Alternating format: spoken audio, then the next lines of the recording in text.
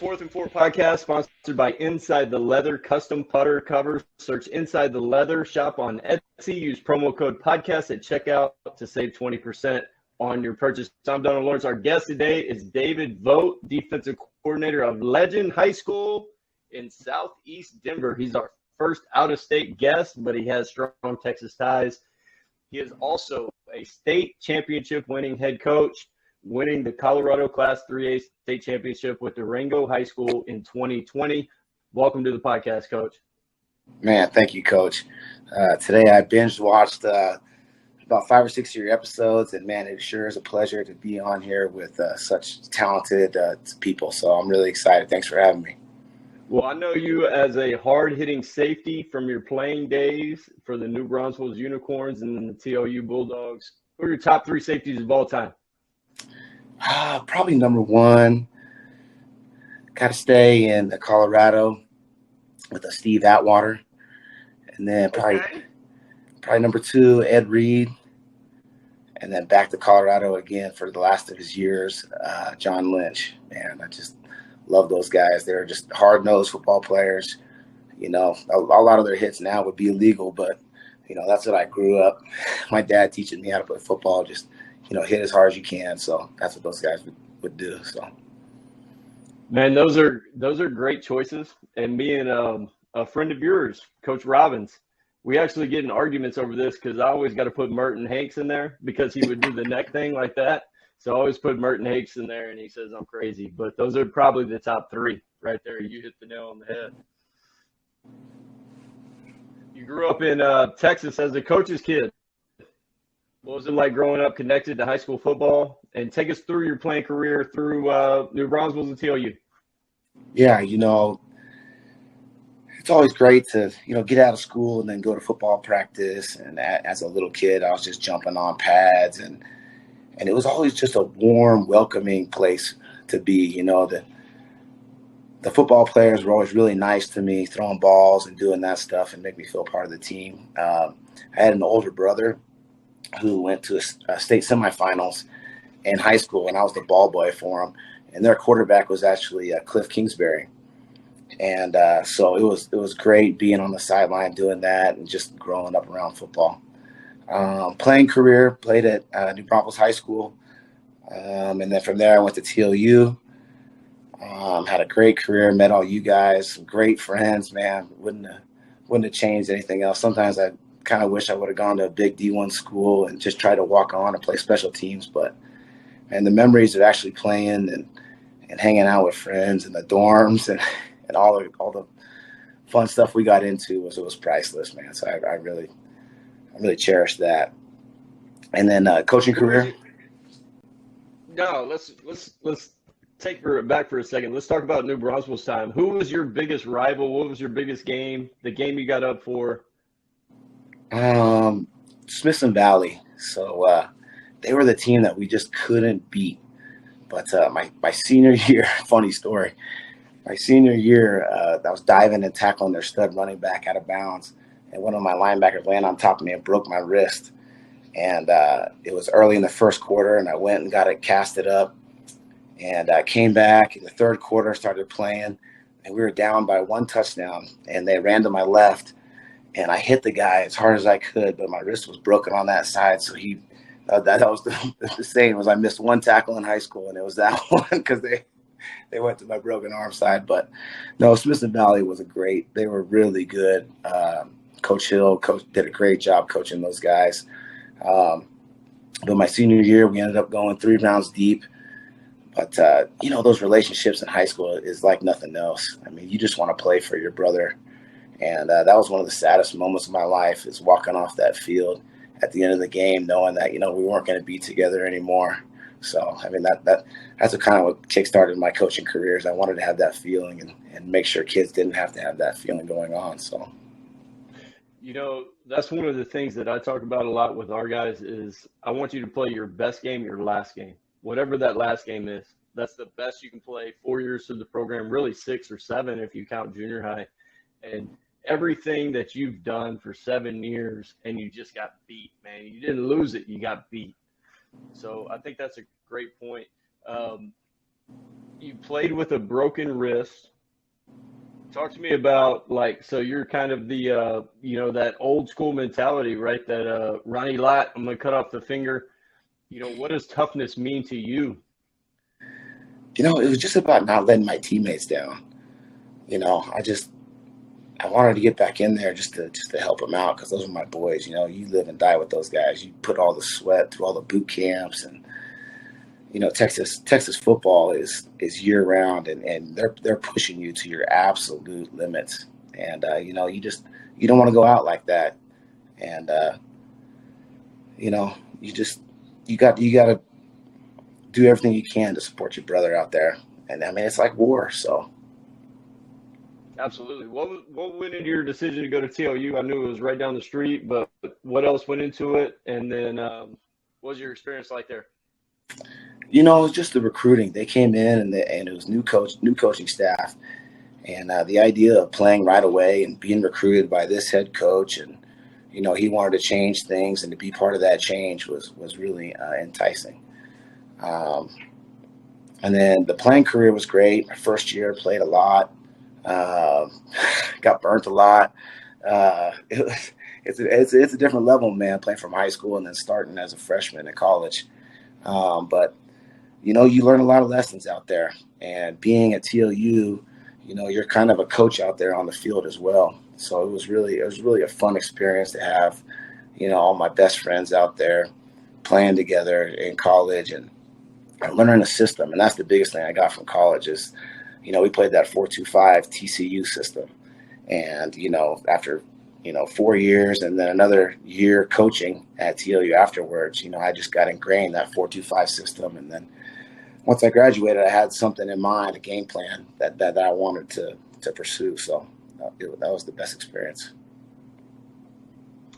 One of the things that's interesting about even the D3 level is the D3 level is full of like your all district players, right? I mean, they're good, really good high school football players that just happen to go D3 because they want to continue their college career. So it keeps it competitive. One thing that I always admired about you was the way you came to work, man. The smile, the juice, the energy, all that stuff. Has that carried over into your coaching career? Oh, absolutely, man. That's just who I am. And, you got to attract like people. So, the kids that are high energy and, are smiling and having fun, they really enjoy playing for me. So, it's just, you got to be happy in life, have fun, and I feel like I've got so much knowledge and experiences in life that I just want to pass it on to these kids. So Coach O'Neill and Coach Miller, and I'm sure there were plenty others at TLU that inspired you. But did you know before that you wanted to get into coaching, and what was that like? I know you spent 4 years coaching Texas high school ball, Seguin and Churchill. Did you automatically know that's what you were going to do? What was that process like? When I graduated, I got into personal training for about half a year, and I just missed the camaraderie. Being in the locker room, just joking around with your buddies. I missed it so much that me and Bill Miller actually went to Judson and did an internship under Jim Rackley, and we started off with boot camp, and it was the most. And we did boot camp in high school, but a Judson boot camp is to the next level, man. I mean, they got kids running, climbing up the walls, hitting the machine, diving out, selling out. I mean, it is amazing. And it was an amazing experience. And from then on, I knew I started subbing, and then I got my teaching license because I knew I wanted to be a part of that. So from then I got a job at Seguin High School and coaching secondary. And I've been blessed because there we ran the 3-3 stack. Churchill, when I went to, we ran 4-3, and then I had the background in the 4-2-5, so it was just great, just going different places and learning from really good coaches, and building up this library of knowledge. One of the things that's a Texas legend is the Converse Judson boot camp. I remember watching a VHS, my very first job with Shane Gallegos. I know you know him.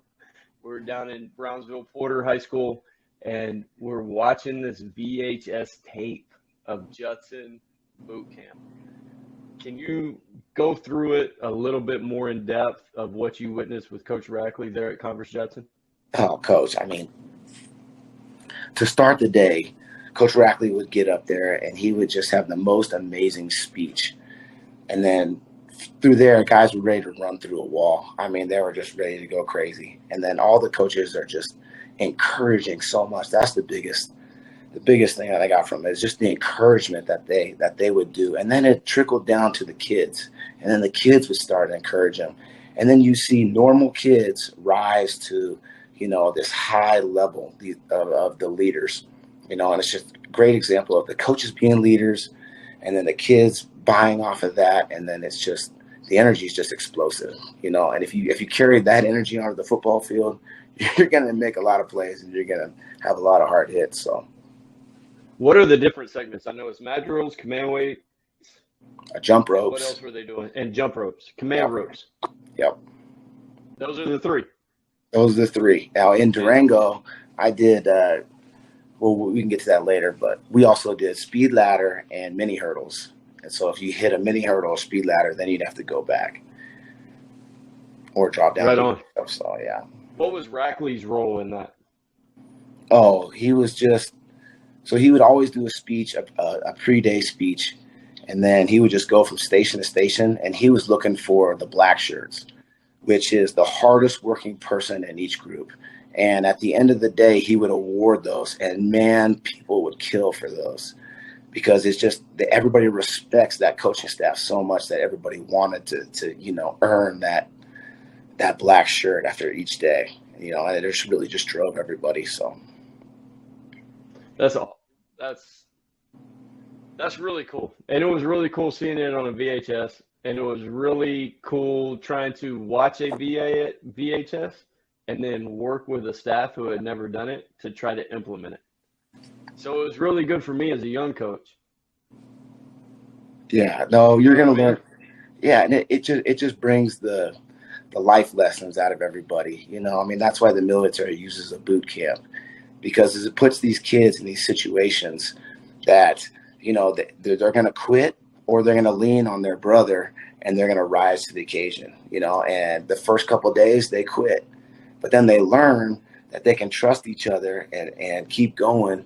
And then, the leaders are reminding them, hey, make sure you do this, make sure you do that, and it just gets the juices flowing and everybody, and you have to get a perfect day at the end. So, you have to be mistake free. And so the kids are battle tested. And when you're out there in the fourth quarter and you need somebody to make a play, they've already been through these situations, and it's so good. And I think that was a huge role in as me being the head coach. We did that every year. We did twice a year. We did a strength and conditioning boot camp, and then we did right before season, we did a conditioning boot camp where it was more, outside kettlebells, and then we do drills in the sand. And then we were fortunate. We had a river right behind us that was about 40 degrees. And so I'd go in there and we would do partner sit-ups, on the river, and they're getting water in their face, and it's awesome, dude. And they're pushing themselves, and then we'd go underwater. Everybody would go underwater and you'd have to hold it for 45 seconds and stuff. And it's just amazing team buildings that a boot camp. I would definitely recommend, if any coach doesn't do a boot camp, man, put it into your program. So the two things that I got from boot camp that I like from boot camp, and correct me if you have a different opinion.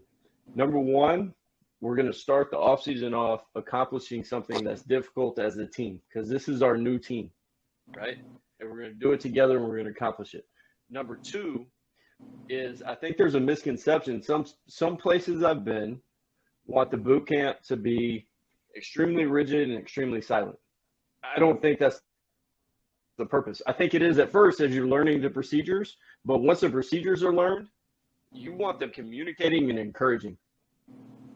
No, absolutely. The funnest part in our high school boot camp was mat drills, and we gotta turn on the radio, and we just didn't turn it on. We turned it on full blast. And back in the day, we're listening to Metallica and Tool and Rage Against the Machine, And then it's just that energy. And, the boot camp, just the biggest thing for me is to create positive energy and get that energy going in the right direction, and you can make a mistake, but don't continue to make the same mistake. Learn from your mistakes, and then have your teammates also remind you before the mistakes happen. Right. Hey, it's 4th and 1. Watch out for the hard count. And it all translates over, and it gets in these. It just gets in there, gets them mentally tough. Absolutely. All right, so 4 years in Texas high school football, where your dad had established his career, where your playing career was, where you went to school. Why pack up and go to the Rocky Mountains? What happened? Snowboarding. Ain't nothing wrong with that, man. No, craft beer. No, it was, Those are both good choices. I had an opportunity. I was going to leave Churchill and go be a coach at Lee High School. And my dad just said, you know what, I'm going to unleash you and let you go. And that just really enticed me, and I really just wanted to go off and not be, under the control of everybody. Texas is tough. The head coaches demand, a lot for you, and it's long hours, Saturdays, Sundays, and it's not like that everywhere, and so I did decide to go follow my dad, and it was great because, he's won 5 state championships now, 3 in the last 3 years. And the cool thing is he's going to come over to our staff next year. So he's going to be coaching with me, which I'm so excited about. But now I got to go learn from him. And again, anytime you can go to somebody who has a lot of football knowledge, you're just going to soak it up. And so I just soaked up his system and the way he treated kids and, and his weight room, because he's a huge weight room guy too. That's where I learned all my weight room stuff. And just to learn the benefits of, you know what, you want to hit hard, you want people to be scared of you in the football field, get in the weight room, do things right in there, work hard, outwork people in the weight room, and you're going to win games. And so it was great for me to learn that. So you get there, and I think you were on one staff for how many years? Yeah, just before one you year. got the Durango. Yeah, okay. So you were but it was a good staff, right? It was an established program. Oh yeah, my dad had that program going. They were 3-4 rounds deep every year in the playoffs. So okay, and you get your opportunity to be a head coach for the Durango Demons. What a mascot, man! Demons, dude. We got the Purgatory River that runs right behind the school. Hell yeah. That was the first place I learned to ski, man. That was the first place. My dad took me there when I was a kid, and he basically, said I didn't need to do the level 1, level 2, level 3 camp. So I went to level 4 kid camp, would skip the bunny slopes, and I was basically just tumbling over everybody all the way down. Let's go, athlete. No doubt. Well, we're gonna have to go back, and I'll show you all the good tree runs in the back if one of these days. You have to. So 2 ski stories. All right. Okay. Here's the first one. First of all, my wife can do 2 things better than I can. All right. She can ski better than me, and she was a D1 soccer player, so she can play soccer better than me. All right. So here's the second one.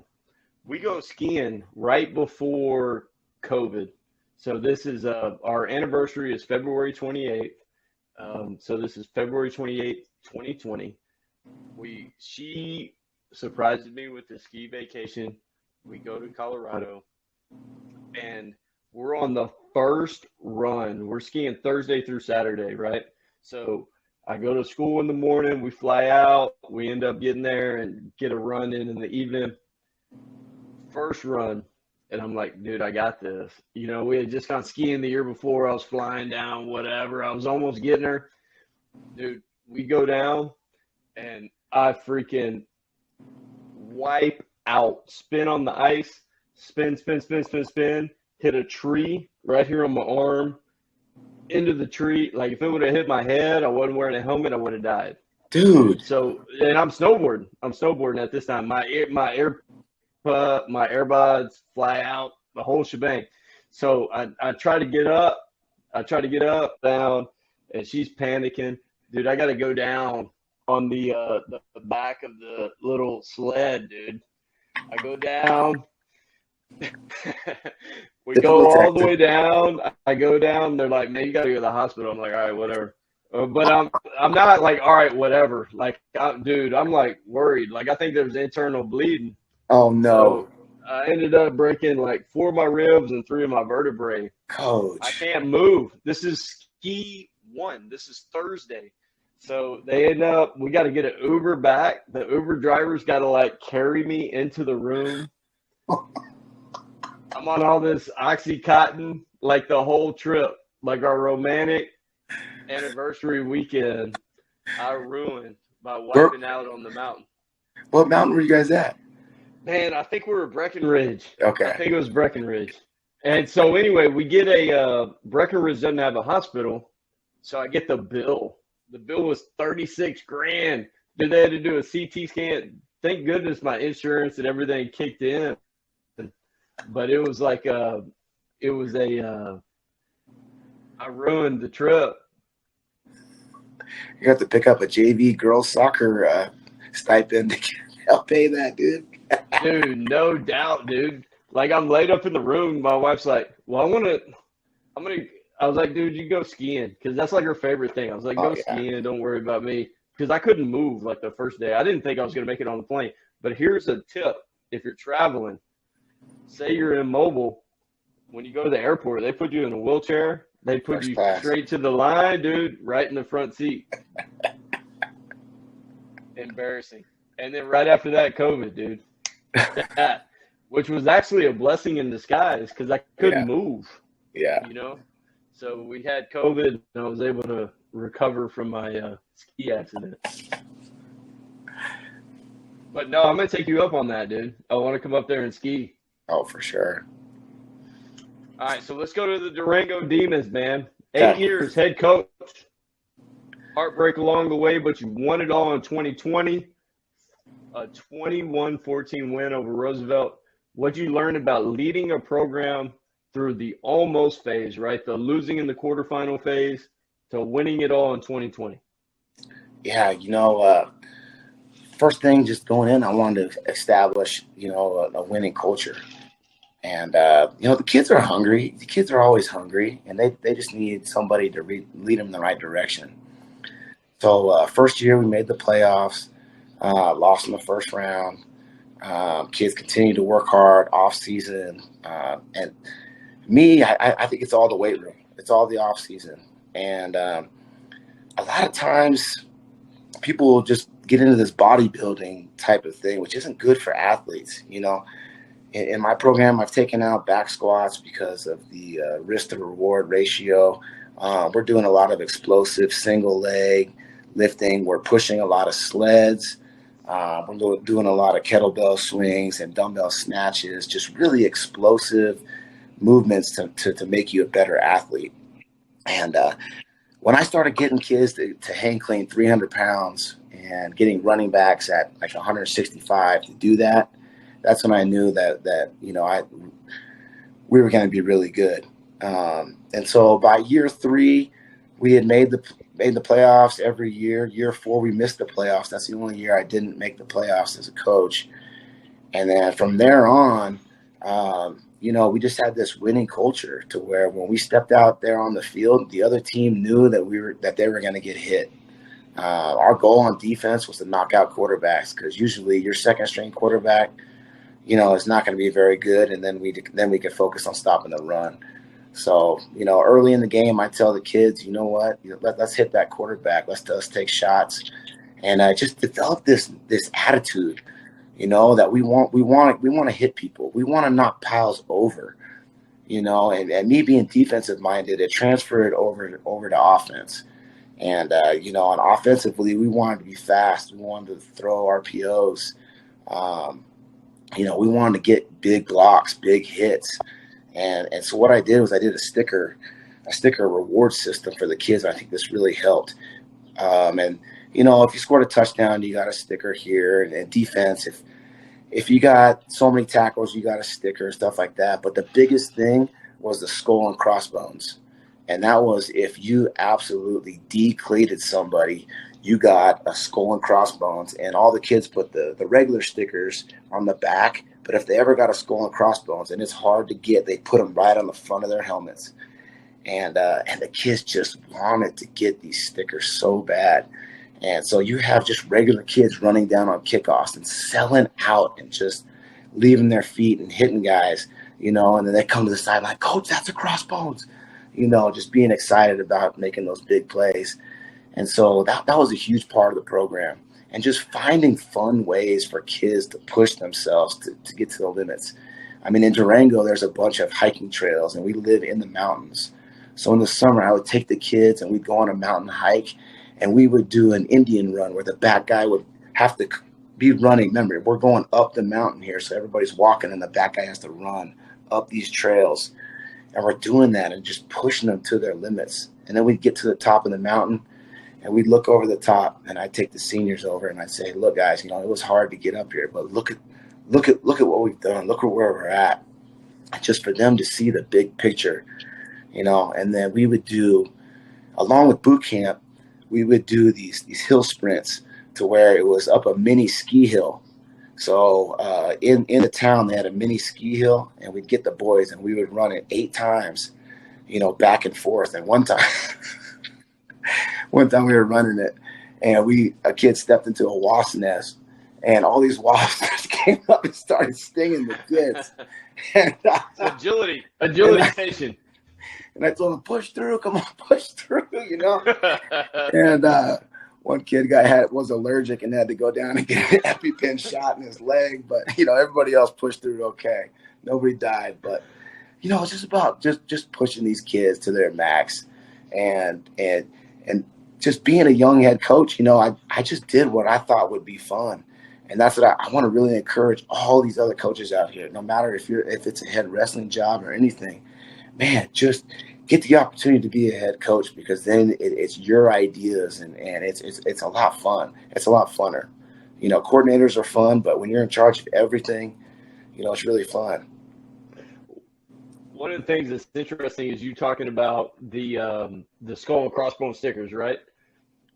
And that's a real thing.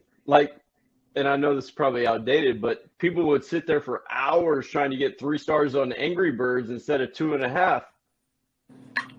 You know what I mean? Yeah, the kids will absolutely. sit there for hours trying to get 5 stars on whatever the new app is. Yeah. Because they want it, right? It's the gamification of the game. Okay, so we're going to play the game, and then there's a game within the game. And the game within the game is to get these skull and crossbones. And I can get that. I can show some award system on my helmet, and I help out the team. I think that's an excellent idea. Yeah, and then plus the other team's like, what is that, dude? And they're like, oh, don't wait, I'm going to get one. On you, buddy. Right. So it was great. But next year's going to be the back of an ambulance. Yeah. Man, that's awesome, dude. I'm glad you had a lot of fun with that. I go into detail on that last season, though. Let's talk about the champions, dude. Yeah. State championship, dude. You got your ring? Is it on you? Oh, I don't. It's at school, but I should have had it. Yeah. But we were close. The last 3 years, we were 1 or 2 plays. Actually, Erie High School knocked us out. But we were 1 or 2 plays away from getting there. So we were super close. So the kids, and the thing is, we talked about it. A lot of these programs don't talk about winning a state championship. Like it's, let's be satisfied with winning a couple games, getting into the playoffs. No, guys, speak it to your kids, talk about winning the state championships, get it in their minds. And so that last year, we had a special group of guys. I mean, these kids were undefeated as youth kids or whatever. But the biggest thing was they bought into the weight room, and they were all war daddies. I bet that was the team that had the most kids hang cleaning, full squatting over 300 pounds. And I think it was like 7 kids on the team. And so, and that was the COVID year, which we went through. We lost our 2 studs in 2 games because a trainer had wrap their ankles without one glove on, and they got anyways. But so going through that season, we just the kid. It's all about love, you know. It's all about looking across and seeing your brother and loving each other, and that's the difference between that team and the rest of the other teams. Is that they really loved each other, and they hung out outside of school with each other. You know, it's not this group goes here, this group goes there, and that's when you know you have a special group, is when everybody gets along and everybody's picking up. Because you can have special dudes, but you got to have a love inside that locker room that goes beyond that locker room, and that's what I've really learned as a coach. And you know, it's just so fun to when the kids are that bought in, and the details are there. You can call a certain play and it works, and they execute it. You know, it's just the best feeling in the world. And winning that game, man, it's like, you know, a big weight's been lifted off your shoulders. I told myself that I wanted to win a state championship before I had any kids. And my son was born that year, and he was 4 months old when we won it. So I was close to my goal, but you know, it's just an amazing experience to hug your kids and you know, hug your coaches and be in the hug. The thing that made me cry the most was when I went over to the stands. You know, I hugged my wife and my new son, Troy, and my mom was right there, and it was just, you know, it's just a beautiful experience, man. Yeah, because you pour so much time into everybody else's kids. Yep. You know, and you try to put it on the back burner and not think about it, and then just sometimes it comes out. Yeah, you know, my wife is so amazing. She's, you know, to be with me there in football season and all that stuff, you know, that's the one person that made me just cry the most, man. It was like, oh, thank you for allowing me to pursue my career and be who I am. And so, you know, I don't thank her enough, actually, but you know, she's amazing. Absolutely. So 2 things I want to ask you about within that experience. Number one, you keep mentioning the hang clean. Let's talk about that for a second. Let's go strength and conditioning. Yes. Hang clean versus power, right? So hang, we're going above the knee. Power, we're going from the floor. Is that the way you see it? Yep. Okay.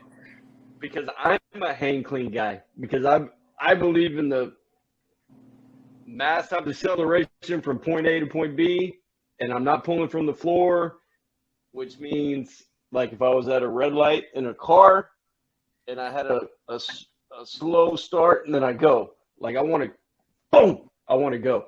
I'm a hang clean guy. Is that accurate? Is that what you believe in? Or let's talk a little strength and conditioning. Yeah, absolutely. When we work out, we focus mostly on hang cleans. But when they're maxing out, I don't care if they go from the floor. I just want them to get up. They pull from the floor and get it explosive. You know, because some guys can generate a little bit more power down there. You know, and I'm not too picky. If they want to do it from the floor, that's fine with me. You know, as long as they're pulling as hard as they can, exploding, and their spine is straight. You know, and they're using the correct muscles. You know, I don't really care. As long as they're lifting explosive, that's the key. And so I got to Legend this year, and I'm the head strength coach here. And so it's been a process of getting these guys to do the correct things. Because when I got there, it was a typical strength program. They're doing back squats, they're doing bench press, they're deadlifting and doing curls. You know, and you can get strong, but that's not really functional. Right. So my idea of lifting is, you know, a typical workout we'll do, you know, dumbbell bench, we'll do back lunges, we'll do hex bar deadlift, we'll do dumbbell snatches, we'll do push press, we'll do sled pushes, we'll do sprints, we'll be towing sprints, we'll do lateral movement stuff with the bungee. You know, it's just training these kids to be athletes. And my dad was great on that. And he was on the forefront of the strength and conditioning era, you know, working single leg stuff and single arm stuff and getting away from the bodybuilding and getting more into the functional lifting. So I'm blessed to be under his tree. But when I moved to Colorado, I got an internship with a guy named Lauren Landau. And he's been the head strength and conditioning coach for the Denver Broncos for the last 7 years, and he just got let go this year with the new coaching staff. But I was fortunate to do a year internship with him. And his big deal was it's all about movement. How smooth are you in movement? So he was an acceleration guy, teaching the proper mechanics, how to punch drive out of your sprint, not cycling early, working on top speed. I'd never worked on top speed before. I'd only worked on just sprinting, and he broke it down to acceleration, top speed, and then you have a multi-directional day. So you have 3 different days of training, and really got down to the science of movement. And so I did that for a year, and I almost didn't take the Durango job and just kept working with him. We were working with 20 Denver Broncos at that time. We'd go to CU and train their kids there, and he was taking me with him. So, I might have been on the Broncos training staff if my path would have gone that way. But so it's all about just training these kids to be athletes. A bodybuilder on the football field is not going to win you games. But a guy that can change direction and be explosive and accelerate out at different angles and can, stiff arm you violently without worrying about blowing out his shoulder because we bulletproofed his body and his arms in the weight room. The kids, that's where they get their confidence. And so it's about, giving them multiple lifts. I mean, in my program, we never do the same lifts week to week. It's always something different. Now, yes, we'll hang clean a lot, and we will do some form of bench and presses and that kind of stuff. But I'm always mixing up workouts to hit those little muscles of their body. And then we always take 30 minutes before we work out, and we work on acceleration, multi-direction, or top speed, and it's just, that's given us the edge out there because my boys are more athletic. They can move. They know how to, transfer their weight here and there, and they're super strong at it. And core is huge too. So we incorporate that into our list as well. So, yeah, basic movement prep. And I think, God, man, like here in Texas, unless you're on block schedule, the 50 minutes really screws you because what you should do is 3 times a week for about an hour and a half. Because the first 30 minutes should be movement prep and then moving into top end speed, change of direction, and then lifting weights.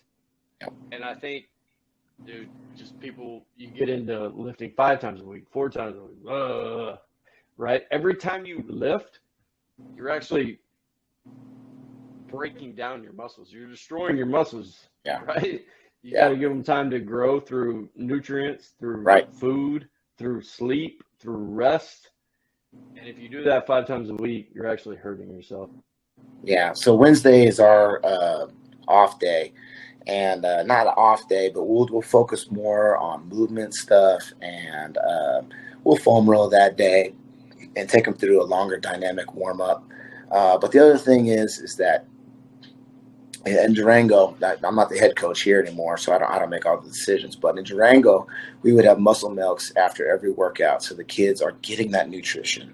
Because in the mornings, half these kids don't eat, and they work out, right?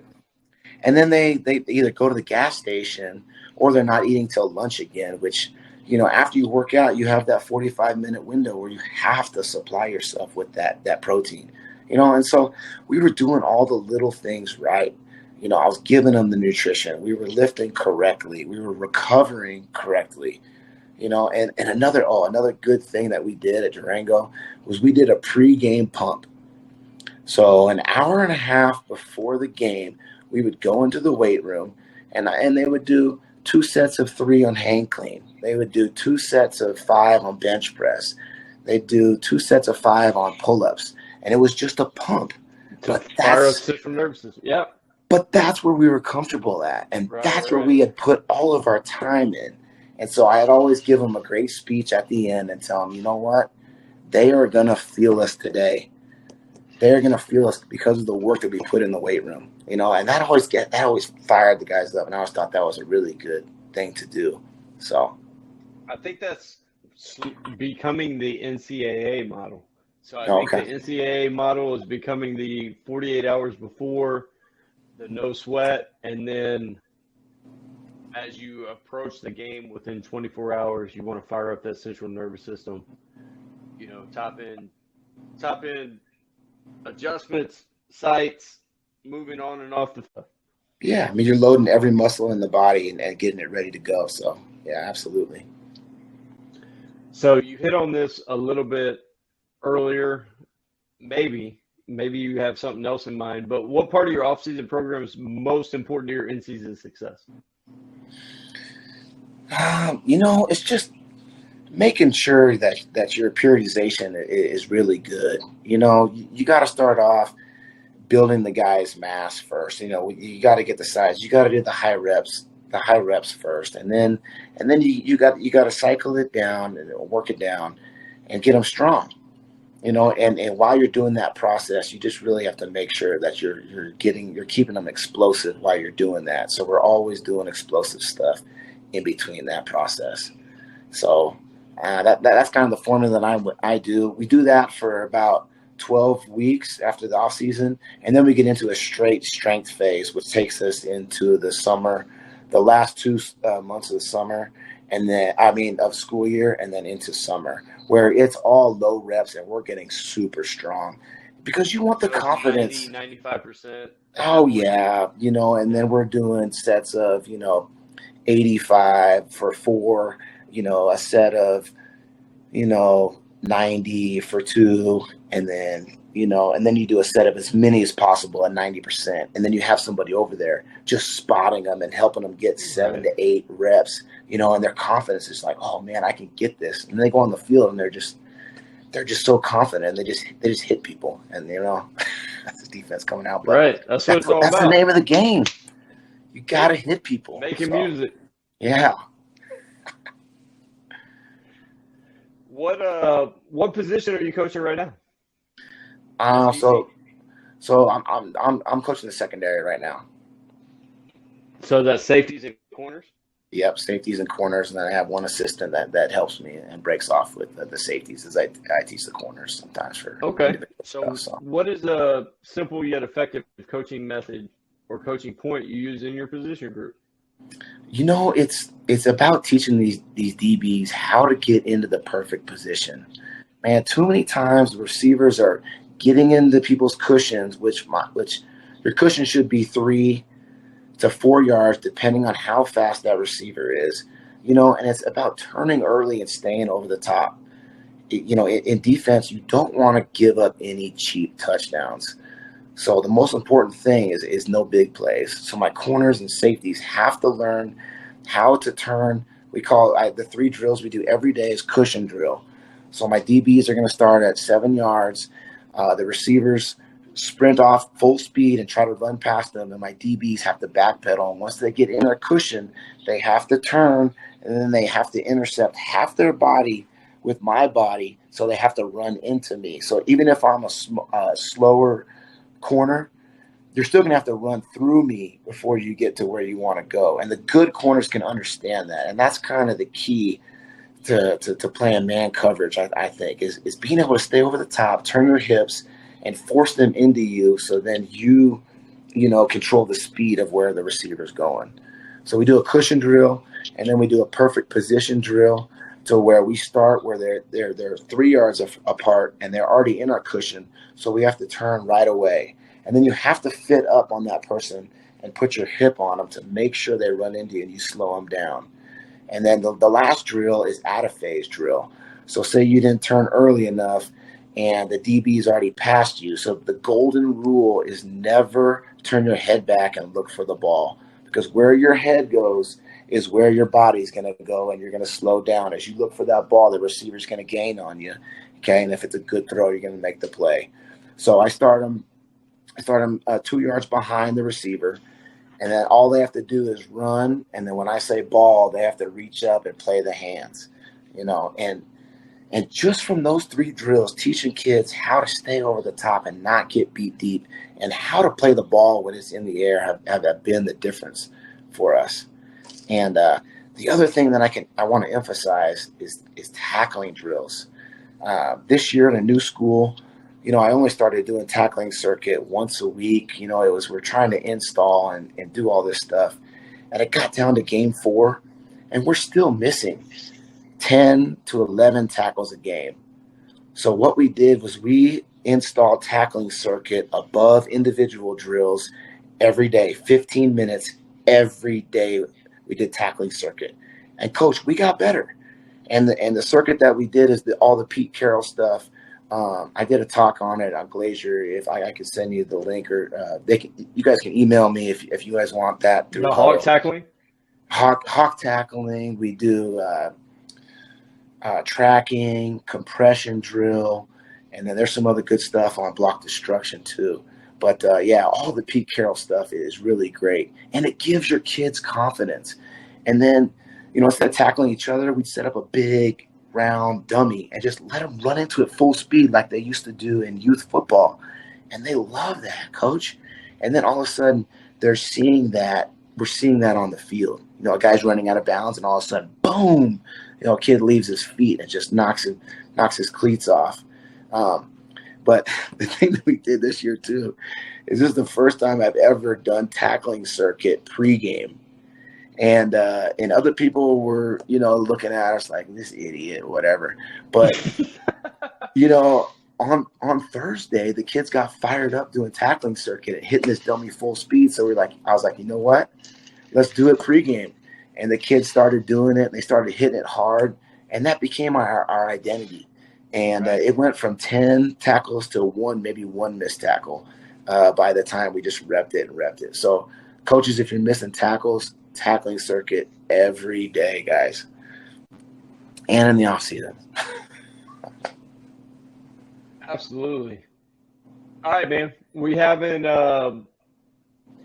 allude to it earlier, but after 2020, your contract was not renewed at Durango. All right, so I want to hit on two things.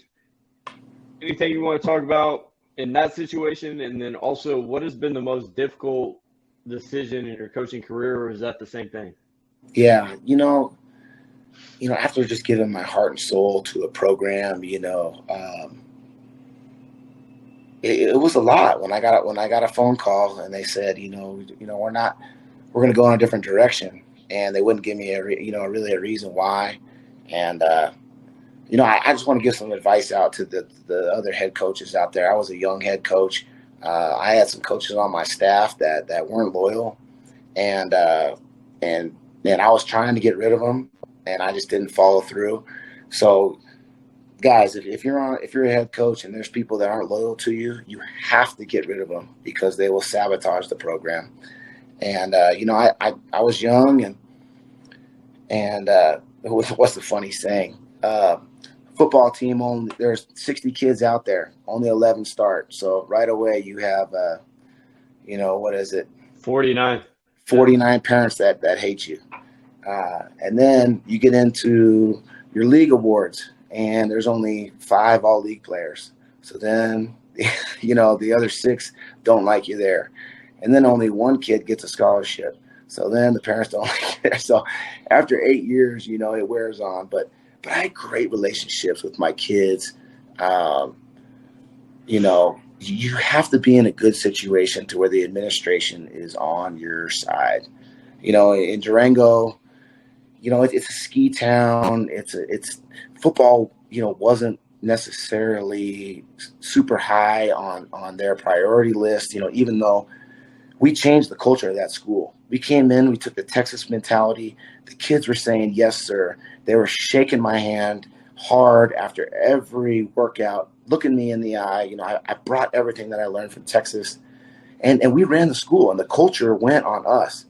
And if there was bad kids picking on people, the football guys would change that. And I really believe if you have that set, and you keep good kids in your program, it'll change the whole culture of the school, like it does in Texas, And so, I just got crosswise with some administration people and some people on my staff, and I would have liked to stay there forever, but sometimes it doesn't happen in life, and I really got blessed with my new job now. I'm the head strength coach, defensive coordinator. The head coach is an amazing person he deals with kids the best I've ever seen, And so it's just a blessing. And now I live 20 minutes from my parents. My wife's parents live 25 minutes away from me. So, our kids are able to see their grandparents, and it's just been a really, really good blessing for me. Except I can't snowboard anymore. I got to go 2 hours away. It all happens for a reason, man. Yeah. So one thing we were talking about earlier is Erie. So you interviewed at Erie, and I interviewed at Erie, and I interviewed at Erie, I think, in 2016, and it was a great experience. What a place. All I remember is I went in there, and the interview panel was not like it was in Texas. So in Texas, you got the principal, you got the AD, the assistant AD, the associate principal, you got maybe the girls athletic coordinator. That's it. And Erie, it was like the student council, the captain of the football team, the captain of the cheer squad. Everybody gets a vote, coach. Dude, I was like, what is going on? And so, that was a really unique experience, but what a great town. All I remember was thinking was after the interview was over, I got the tour, and I remember asking, it's not even really an AD, I think it was an assistant principal in charge of athletics, asking him like, all right, so if everything in this town costs like $500,000 to live, where do people live? And he said Firestone. And so I said, all right. So me and my wife, we packed up and we drove 20 minutes north to Firestone, and it was for what we could afford was probably like 4 rooms with a picket fence. That was about it. No Mountain View. No Mountain View, man. And it was early March, so everything was melting. Everything was wet. It was cold. Yeah. But it was Erie is a beautiful place. And so you went through the interview process there too. So that's pretty cool that we have that in common. Yeah, yes, sir. No, it's different here. It's definitely not as high. Football is definitely not as high as it is in Texas. That's for sure. People don't understand the what it can do for a town and a high school. So I remember thinking, actually I did request this. I remember asking, so I had my administrator cert at the time, and I was asking if I could, they had a social studies curriculum instructor or something for the district open. I was like, could I take that job for the administrator pay and be the head coach? And they came back and said no. I was like, so the pay was going to be like a $15,000 pay cut in a community that makes like on average $100,000 more than my median income of the community I was living in. I was like, Jesus. Yeah, I'd take the Texas teaching pay any day of the week over here, man. For sure. All right, man. We're about to get into the 4th and 4 scenario. You have anything else you want to, any shout outs, anything you want to talk about before we get into 4th and 4? Man, no, I'm good. Let's get into it. Did you have fun? Yeah, this is great. Yeah. Good, man. Good. You got to, dude, I've been looking. You have a not a great social media presence. I know. I'm gonna start. I'm gonna start posting. Because I got so much good stuff that like the kids are doing. I need to do some strength and conditioning stuff and start posting it. Not only that, but that's like, I don't know. Like when I think of a personality like that, I think of you. Did you freaking smile, the juice? So get this thing shared out, man. Let's get this thing rolling in Colorado, and maybe we can get somebody else down the road. Absolutely. All right, so 4th and 4. Coming from a defensive perspective, I'm going to give you my offensive scheme, personnel, the whole deal, and then just tell me what you're thinking, how you're going to stop it, get me off the field, win the game. Okay. All right, I'm 11 personnel. My best receiver is my ex-receiver, who I like to put as a single. My quarterback is slow, and at his best, he's a pocket passer or RPO distributor. I'm on my left and your right hash. My tight end is in a sniffer position to the boundary, so to my left, your right. My X receiver is to the boundary between the sideline and the numbers. I'm in shotgun with the back set to the field. I have twin receivers to the field. My top 3 plays in this formation are split zone to the boundary with the RPO with all hitch, power to the boundary with RPO glance to the X, and 4 verts. What are you doing? How you get me off field? I'm being a dime defense. We're going to have a nose guard, 2 5s, 2 strong safeties in the flats, corners, and the free safety, weak safety, and a Mike and a Will. And me just being aggressive, I'm not going to sit back and let you dictate the game. So I'm probably going to come with a double-edged pressure. We call it our saw blitz, to where our 5s both pinch in. Our strong safety and our opposite outside linebacker are going to come off the edge, but we're going to have it be a sim blitz. So both of our both of our inside backers are going to show blitz, so they count us in the pass protection, and then my Will is going to wrap around the defensive end, which is slanting in, and then my strong safety is going to come off the edge, off the wide side of the field. We're going to be in cover 1. And I'm going to have my free safety make sure that he double teams the best receiver on the field. I do not want the best receiver to beat us in this situation. Let somebody else beat us.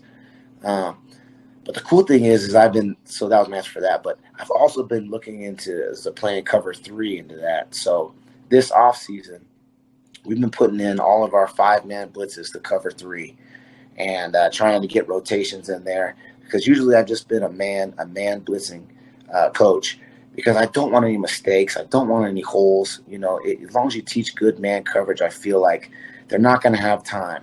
And it's my best guys, and I think I've taught them to be a better athlete and to be able to cover you. And so it's going to be, we're going to bump. Everybody's going to be up press. We're taking away any RPOs. We're taking away any short throws, and we're coming for that quarterback. And hopefully when they play us, they know they better not hold on to the football. And so simulating pressures, we like to do those a lot, to where we're faking from one side and then we're coming late off the other side and we're dropping from the side that we've been showing. And, I've just been super excited this year. I've been really following the Iowa State guys with their 3 deep safeties and just Campbell. Yeah, I try to learn one new defense every offseason, and that's the one that's been intriguing me. They play that nose, and they play the 4-eye inside, and then they play the 5 technique away from them. The leg, the nose, and the backside of the zone. Yeah, and they got that hole player, and we dabbled in that a little bit this year, to where we played some of our 4-man blitzes stuff with twist, and then I had a rat player instead of playing 2-man. And that was just great. It's just a free hitter over there. And then you can use him to double and stuff too. But I think that's been the most mentioned defense at the end of this is the 3 safety, the Matt Campbell stuff. Oh, really? Yeah, man. Dude, that's made its way down. When I was at Pearland, we ran it. And our DC was actually on the other day from Brian. So, dude, it's probably been 4 or 5 endings where we talked about 3 safety defense, and that's the trend, dude. You got to stop it, man. As an offensive guy, you're going to go too high and take away the middle of the field in Tampa 2. It's not bad. Yeah, well, they just got guys coming from everywhere, and normally I'm a 4-2-5 guy, and that's my roots, and that's what I've done forever. But this last year, we had a defensive lineman get hurt, and we didn't have another defensive lineman, so we had to go to a 3-man front. And and I would have never early in my career, if somebody put a tight end and a wing in, been in a 3-man front. But you've got guys coming at different angles now, it's just been so good for us, and we've got kind of extreme to where we're twisting now, and I would have never twist, but all of a sudden that 5 technique goes down to a 1, long sticks down there, and he's making a tackle on zone, and when nobody's blocking, kids are coming free. So it's just been really fun to learn new defenses and change and evolve as you go. Because I think that's the biggest thing, is to make sure you evolve. Absolutely, dude. I know this took a while to put together because we both got kids, and it was kind of hit or miss for a couple of days, but this was awesome, dude. I appreciate you spending time. Tell the listeners how to follow you on social media. On Twitter, I'm at Vogt34, and then Instagram is just Vogt34.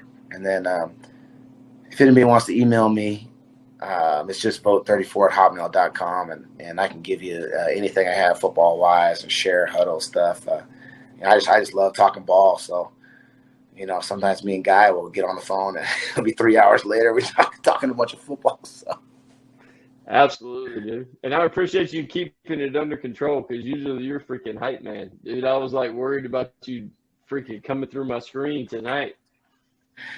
I know you got me a little fired up, but this was fun, man. I appreciate it. You can find me on Twitter at Coach Lawrence FB, as in football. Search 4th and 4 podcast on Spotify, Apple Podcasts, Amazon, Google for Guy. Actually, Guy was like the one guy that was like, I can only get podcasts on Google, so I had to get on Google, and then on YouTube. So let's do it, man. Appreciate it. Hey, thanks, Don. Love you, man. It was a blast. Appreciate it. This was awesome. Well, I'm going to come up and ski and wreck into a tree. I promise you that. No, we're going to go through wide tree areas, man. Super soft powder. I'll take you to all the best places. Big aspen trees. So there's no branches. We can just slide right through, baby. It'll be the best time of your life. Let's do it. I'll be on freaking my little apple juice in the back. Like, baby.